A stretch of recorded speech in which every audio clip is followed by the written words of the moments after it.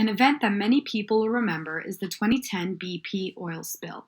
An error occurred on the drilling rig, which allowed for millions of barrels of oil and natural gas to be released from the ocean floor. This caused a number of environmental problems, such as large amounts of marine death and pollution, reaching many miles from where the spill originally took place, in the Gulf of Mexico. In our project, we have decided to look at whether the natural gas or the crude oil would have risen to the surface first. Analyzing the natural gas and oil in such a way may help people visualize what exactly happened after the spill and how pollution may have spread.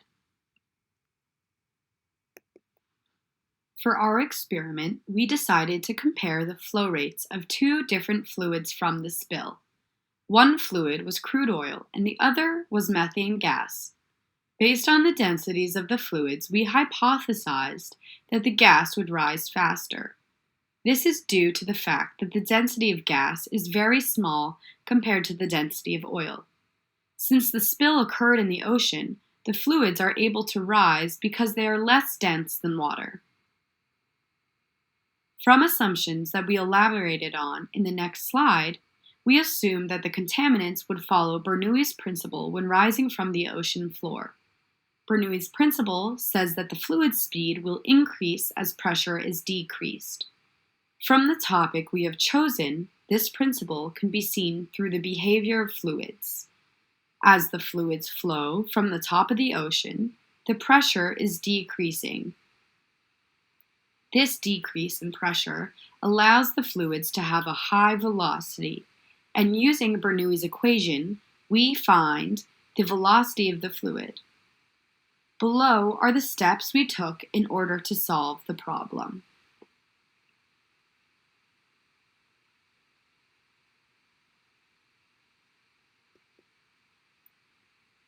We used Bernoulli's equation for a streamline in order to try and best normalize the data. We are able to use Bernoulli's streamline equation because it meets the three requirements. The ocean is incompressible, meaning it is fluid, inviscid, meaning it is not a porous media or through any pipes, and steady, representative of a large tank. There are many contributing factors, such as size of the droplets, that would affect the outcome. With all of the many variables that cannot be accounted for in this explosion, we best showcase what is happening through Bernoulli's equation, with the oil and methane starting from rest. Velocity at seabed is 0, at known seafloor depth, Z2. Since the pressure at the ocean surface is 0, we need to find the pressure of the seabed where the oil and gas is released. The pressure is found through determining the fluid pressure at a point, where the initial pressure at the ocean's surface is 0.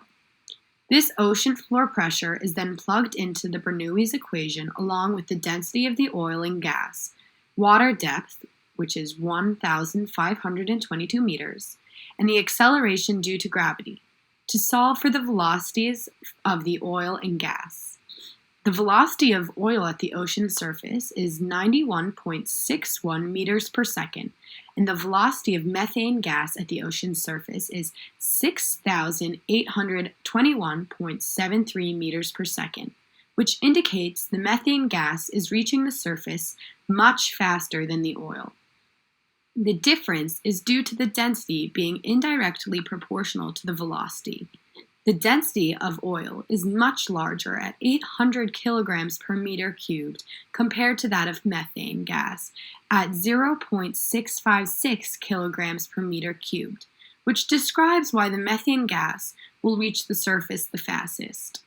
In reality, due to the various size of the droplets and not taking into account the buoyancy factor / force, the methane gas molecules will actually reach the surface last and have yet to reach the surface. As a group, we have concluded that the appropriate mechanism to determine which contaminant will reach the surface first is Bernoulli's equation for streamline. This equation is best used to simplify the outcome of the oil spill and does not accurately represent what happened in real life. In the case of the BP oil spill, most of the gas has remained trapped in the ocean, and very little has made it to the atmosphere. Furthermore, only oil droplets of sufficient size would have experienced enough of a buoyant force to actually reach the ocean's surface. Due to these reasons, a lot of the gas and oil from the explosion is yet to surface, and therefore leaves us unable to accurately assess the complete extent of the damage.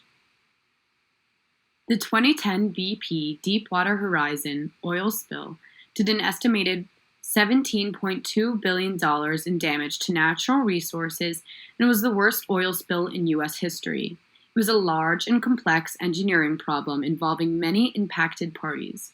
We were able to explore a small part of this fluids problem and the answer to the pertinent question, which will rise first in an oil spill, oil or gas?